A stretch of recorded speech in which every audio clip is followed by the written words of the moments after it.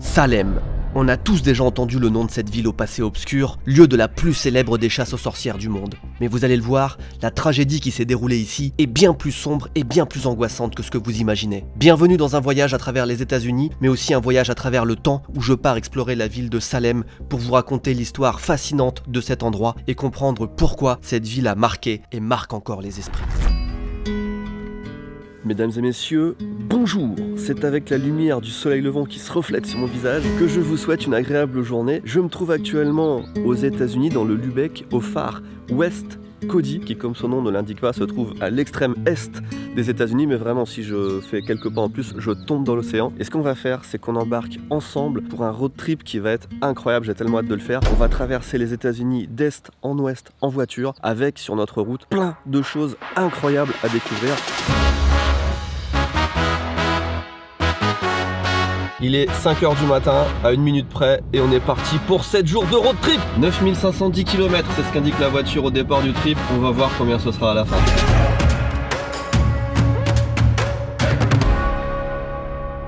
Nous sommes au point de départ d'un road trip à travers les États-Unis qui va durer 7 jours et couvrir 7000 km. Loin d'un simple road trip, ce que nous allons vivre ici, c'est un véritable challenge dont le défi est de rouler 1 millier de kilomètres par jour, tout en prenant le temps d'explorer la multitude de centres d'intérêt qui se trouvent sur notre route et en réalisant une vidéo par jour. Et je vous le dis tout de suite, ça n'est pas gagné.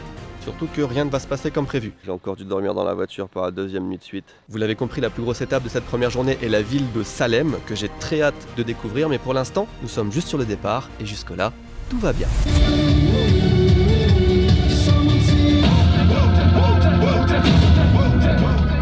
Durant les prochains jours, on va traverser une quinzaine d'États américains qui sont dans l'ordre: le Maine, le New Hampshire, le Massachusetts, Rhode Island, New York, la Pennsylvanie, l'Ohio, l'Indiana, l'Illinois, l'Iowa, le Nebraska, le Dakota du Sud, le Wyoming, l'Idaho, vite fait l'Idaho, et enfin Washington.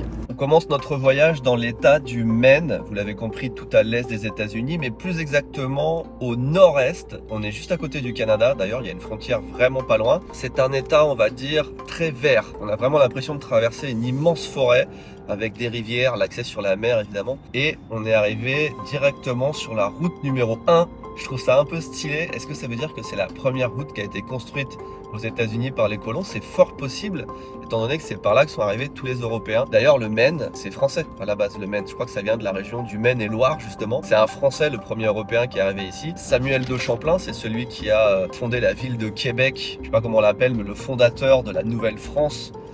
Il a colonisé un petit peu toutes ces zones-là. C'était, je crois qu'il est arrivé en 1604. Je crois que j'ai la date exacte. 3 ans avant les Anglais. Et ce qu'on est en train de faire là, c'est tout simplement la route vers l'ouest qu'ont emprunté tous les colons. Alors nous, ça va nous prendre une semaine, alors que eux, c'était des mois, voire des années d'efforts. Mais c'est assez intéressant de voir qu'on est au point d'origine, là où les États-Unis, en quelque sorte, ont été constitués par nos arrière-grands-parents au XVIIe siècle. On a tous finalement de la famille ici, on a nos descendants qui sont à droite, à gauche, là à côté de moi. Et d'ailleurs, excellente transition pour vous présenter le sponsor de cette vidéo qui est MyHeritage. MyHeritage, ça fait plusieurs fois que je vous en parle, et c'est un site qui vous permet de créer votre arbre généalogique, de fouiller dans votre passé. Et la première fois que je l'ai fait, je suis remonté à, je crois, 6 ou 8 générations en arrière. J'ai pu revoir tous mes ancêtres en France.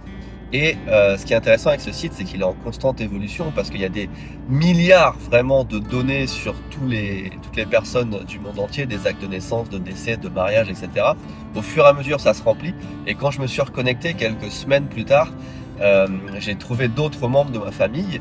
Et en regardant un peu, je me suis rendu compte que j'ai un de mes arrière-grands-oncles, 5e ou 6e génération, qui s'est marié et qui a immigré justement aux États-Unis dans les années 1800. J'étais assez content de découvrir ça. Et ce que j'ai fait récemment, c'est que justement j'ai fouillé dans sa descendance parce qu'il a eu pas mal d'enfants et j'ai vu des photos de ma famille éloignée aux États-Unis, quelque part dans le centre des États-Unis. C'est super intéressant, je trouve, de remonter à ses origines et voir comment sa famille s'est éclatée dans le monde entier. Je trouve ça assez fascinant. Peut-être qu'un jour j'irai les voir, j'irai sonner et dire bonjour, vous ne me connaissez pas, mais on a un grand-oncle en commun. MyHeritage, l'avantage c'est que les fonctionnalités sont vraiment faciles. Il y a une recherche automatique, vous pouvez aussi compléter avec vos documents, vous pouvez fouiller un petit peu aussi à la manière presque d'un archiviste ou d'un archéologue dans tout ce qu'ils ont pour faire des recoupements et retrouver des membres de votre famille ou des bouts de votre passé. Et puis il y a des fonctionnalités aussi qui sont très intéressantes. Par exemple, si vous avez une vieille photo en noir et blanc, vous pouvez la coloriser, vous pouvez même améliorer le rendu, vous pouvez l'animer aussi. Il y a pas mal de choses comme ça à découvrir sur le site. Donc je vous encourage à aller voir, peut-être que vous aussi vous trouverez des membres de votre famille qui sont partis dans le monde entier. Merci MyHeritage de sponsoriser cette vidéo. Vous avez évidemment un lien dans la description et vous avez une période d'essai gratuite avec toutes les fonctionnalités de débloquer pour voir ce que ça donne, et si ça vous plaît après vous pouvez continuer l'aventure.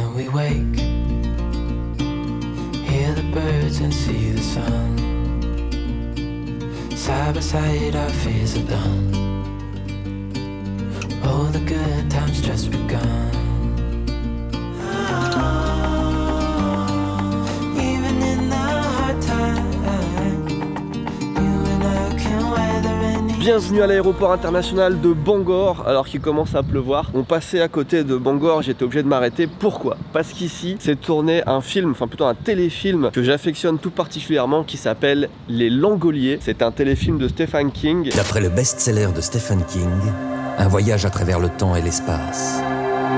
Et si vous avez vécu dans les années 90, que vous étiez dans l'adolescence ou plus vieux, que vous avez eu l'âge de regarder les téléfilms de Stephen King qui passaient, il y avait Il est revenu, Le Fléau, les Tommyknockers. Et moi j'avais particulièrement aimé Les Langoliers, dont toute l'action ou presque se situe dans cet aéroport.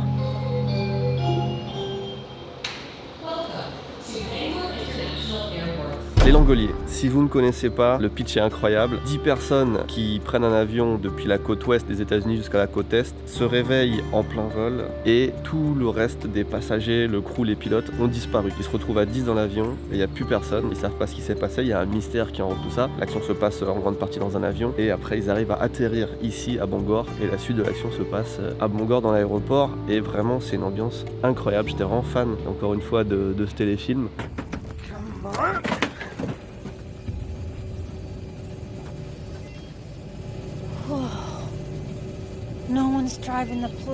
D'ailleurs sur YouTube, il y a quelqu'un qui a réuploadé le film en qualité augmentée grâce à l'intelligence artificielle. Je dis ça, je dis rien. D'où viennent les gens? New York, New Jersey, Massachusetts, Michigan. Ah, le Maine quand même. Wow. Colorado. Il y a une raison pour laquelle cet aéroport a été choisi, l'aéroport de Bangor pour les Langoliers. Et cette raison, elle est à 2 miles d'ici, à 4 minutes de voiture. Et je vous le dis tout de suite, c'est parce que c'est là que habite Stephen King, tout simplement. Alors, il habite au coin de la rue, c'est une très très belle rue. On voit que les gens qui habitent ici sont assez aisés. Est-ce que ce serait ça? Oui, c'est ça, c'est la maison de Stephen King, je suis devant.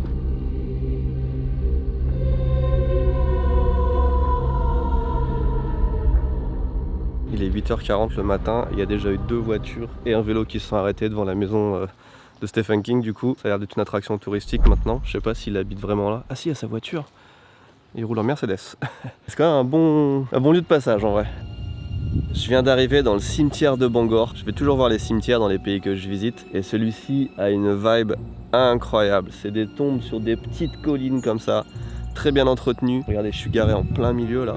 Et ça continue sur des centaines de mètres. Ici aussi, dans ce cimetière, a été filmé une partie du film de Stephen King, Cimetière, vous l'avez peut-être deviné. Que Dieu Tout-Puissant vous bénisse. Le spécialiste de l'horreur.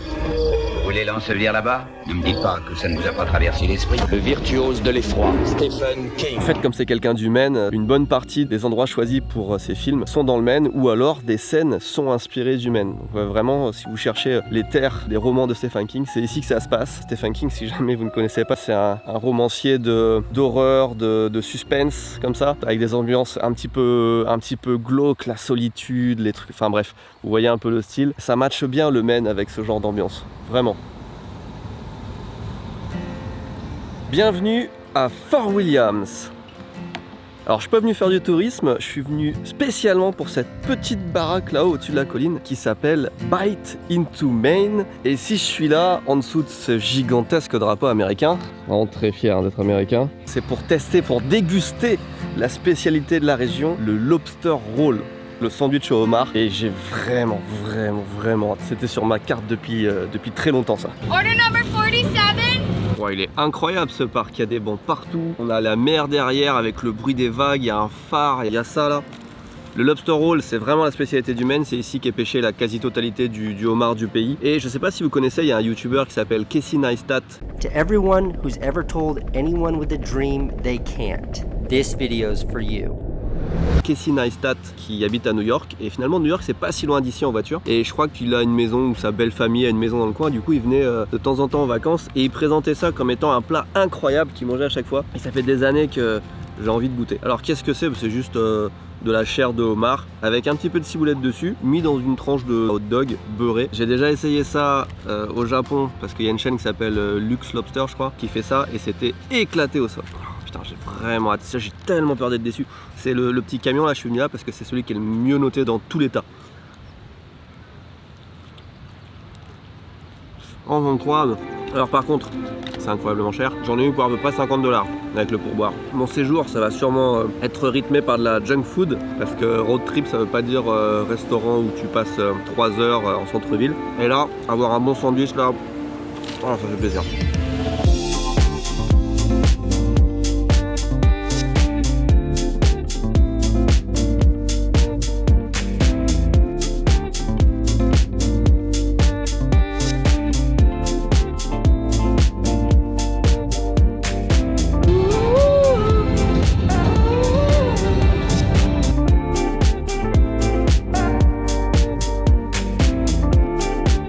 Les villes américaines, c'est du grand n'importe quoi, j'adore ça. Là, je suis en train de suivre une voiture qui roule le coffre ouvert.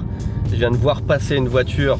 Je me demande à quel point c'est légal, mais elle avait pas de capot. Elle avait le moteur à nu. Là, il y avait un mec sur une 60aine d'années sur un mur en train de faire du hula hoop torse nu avec un collier de fleurs hawaïennes autour du cou. Je viens de croiser aussi le cliché des filles qui font un car wash en petite tenue là pour gagner de l'argent. C'est un cliché, je vis dans un jeu vidéo là aujourd'hui.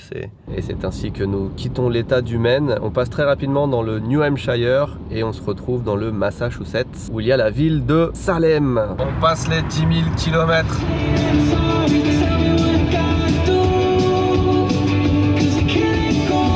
Nouvelle étape sur la route, Kittery Trading Point.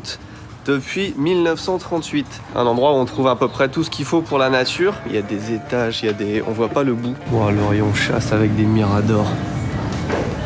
Ce qu'il faut pour l'airsoft là en tout cas. S'il y a une attaque de zombies un jour, c'est ici que je vais être enfermé. Jamais j'ai vu autant de guns de ma vie. Wow. Je suis un peu déçu de ne pas avoir vu de lance-roquettes. C'était du petit calibre, mais voilà, on leur a appris qu'on peut avoir un fusil à pompe neuf pour 250$ et un fusil d'assaut pour à peu près 500-600$. Il y a même des promos, que voulez-vous?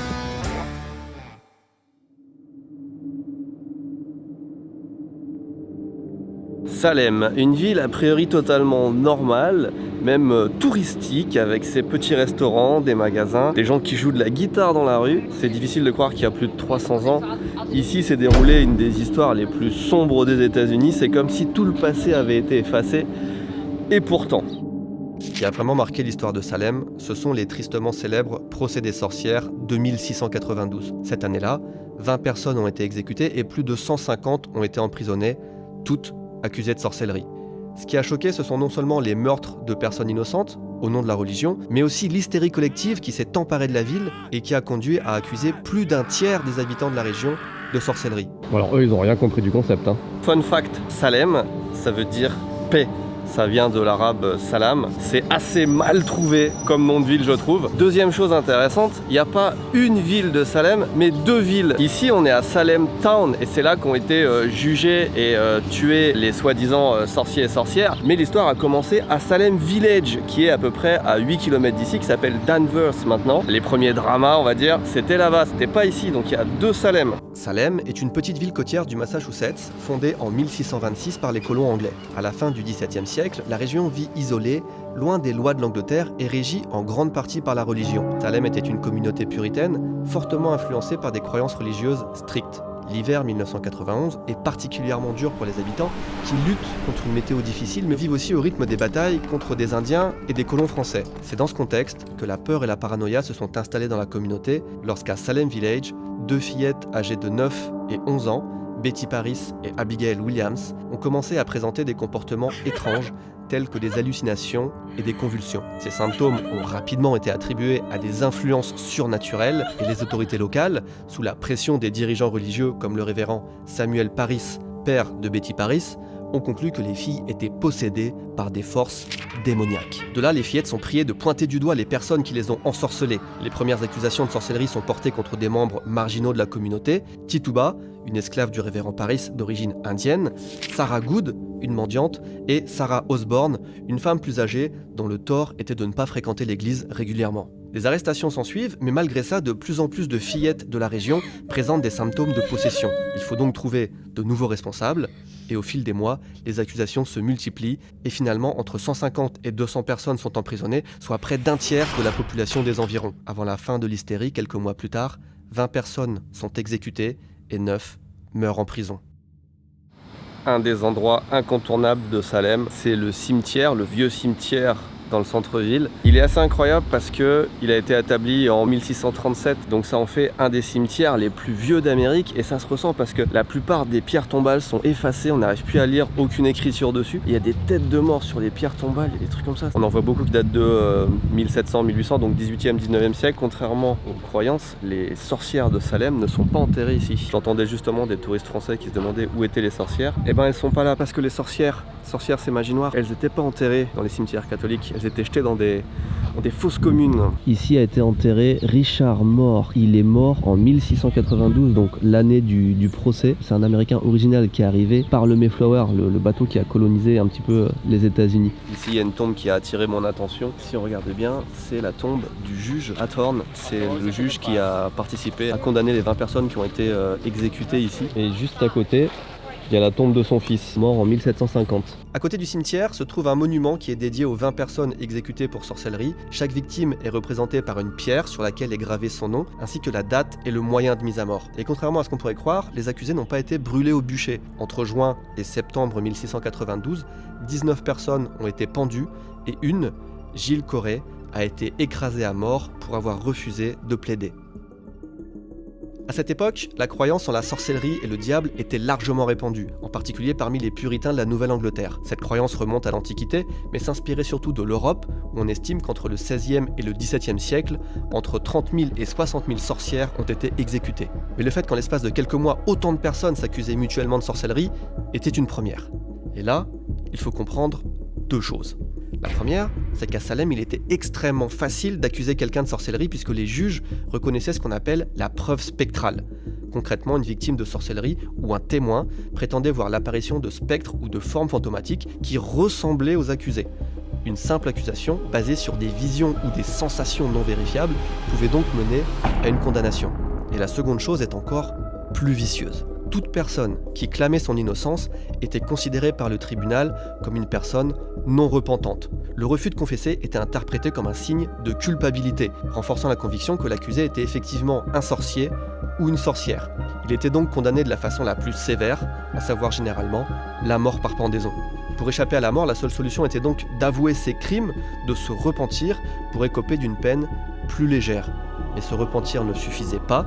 Il fallait aussi donner le nom des personnes qui t'avaient guidé vers la sorcellerie. C'est donc ainsi que pour échapper à la peine de mort, les villageois étaient contraints de s'accuser les uns les autres, engageant ainsi une suite de procès sans fin. La maison derrière moi, qui est communément appelée The Witch House, la maison des sorcières, n'est pas une maison de sorcières, c'est la maison de Jonathan Corwin, qui était un des juges qui a participé aux tribunaux qui ont condamné une vingtaine de personnes. Et cette maison a la particularité d'être restée la même depuis 1692. Elle a été évidemment rénovée, mais c'est la maison telle qu'elle était à l'époque. Si je dis pas de bêtises, c'est le seul bâtiment d'époque qui reste dans la ville qui a un rapport avec cette chasse aux sorcières. C'est pour ça qu'ils le préservent et que maintenant c'est un bâtiment classé historique. Après quelques mois de frénésie, l'affaire des procès de Salem commence à inquiéter de plus en plus sérieusement la population, ainsi que les autorités de la ville de Boston, toutes proches. De nombreux doutes sont exprimés quant aux accusations qui paraissent de plus en plus farfelues, et les méthodes de jugement sont de plus en plus critiquées. Au final, le gouverneur de la colonie, William Phips, interdit l'utilisation de la preuve spectrale et met fin au procès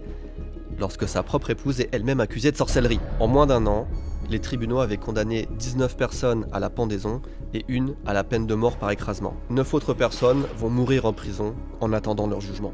Paradoxalement, les citoyens qui ont été exécutés étaient ceux qui étaient les plus croyants et les plus pieux. C'étaient ceux qui refusaient de mentir et ceux qui refusaient d'accuser injustement d'autres personnes.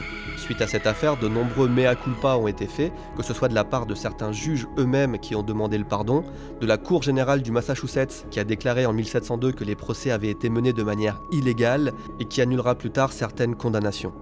Et c'est plus récemment, en 2001, plus de 3 siècles après les événements, que le Massachusetts a formellement proclamé l'innocence des dernières personnes dont les condamnations n'avaient pas encore été annulées, en réhabilitant officiellement tous les accusés. Je viens d'arriver en banlieue de Salem et il y a un mémorial avec le nom des 20 personnes qui ont été pendues derrière moi. We remember, on se rappelle. Et si ce mémorial est là et pas en centre-ville, c'est parce que c'est ici, enfin, on suppose que c'est ici qu'ont été pendues les 20 personnes. Enfin, ouh putain, je viens de voir quelqu'un descendre avec une robe blanche, je me suis dit putain.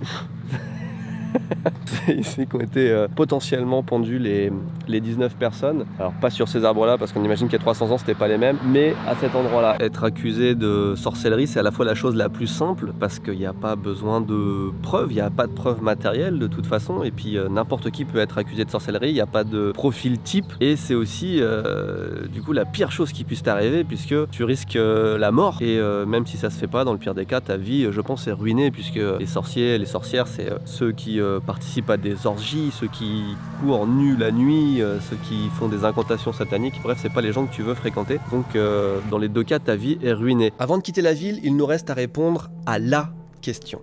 Si ce n'est pas l'œuvre des forces maléfiques, alors qu'est-ce qui est réellement arrivé aux fillettes de Salem en cet hiver de 1691 ? Eh bien on ne saura jamais vraiment. Mais 2 hypothèses semblent tenir la route. La première, c'est que tout simplement, les fillettes jouaient entre elles, inventant un langage, incarnant un rôle, ou encore qu'elles faisaient exprès d'être malades pour échapper aux corvées qui étaient extrêmement difficiles à l'époque, surtout pour des femmes aussi jeunes. Et confrontées par des adultes extrêmement autoritaires qui les accusaient de sorcellerie, elles n'ont pas eu d'autre choix que d'accuser d'autres personnes pour qu'on les laisse tranquilles. Une seconde piste, très crédible, est celle d'une maladie bien réelle due à un empoisonnement à l'ergot, qui est un champignon qui se dépose sur des céréales et notamment sur le seigle, très utilisé à l'époque. Cette substance, voisine du LSD, pourrait provoquer des hallucinations et des convulsions qui correspondaient aux symptômes manifestés par les fillettes de Salem.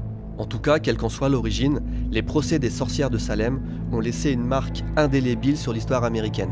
Ils ont montré les dangers de l'hystérie collective et des systèmes judiciaires biaisés. Il va falloir mettre de l'essence.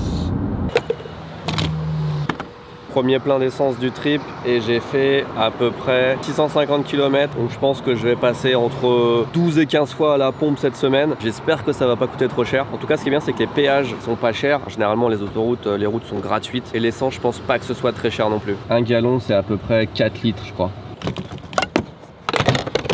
56,13 $.